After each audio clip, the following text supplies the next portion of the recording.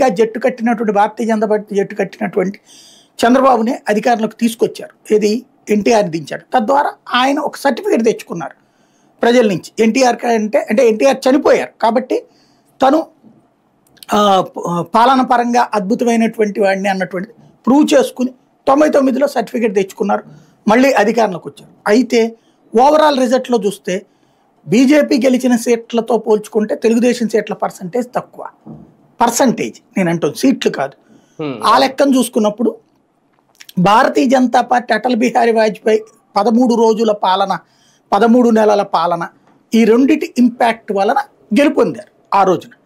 ఆ ఇంపాక్ట్ ఆయన గెలిపించింది. ఆ టైంలో చక్కటి అవకాశం బాబు గారికి. ఏది అప్పటికే ఈ హైటెక్ సిటీ పాయింట్ కూడా అప్పుడే మాట్లాడింది. ఏది స్టార్టింగ్లో ఉంది, నేనైతేనే పూర్తి చేయగలను. ఆయన 5 ఏళ్లలో పూర్తి చేశారు.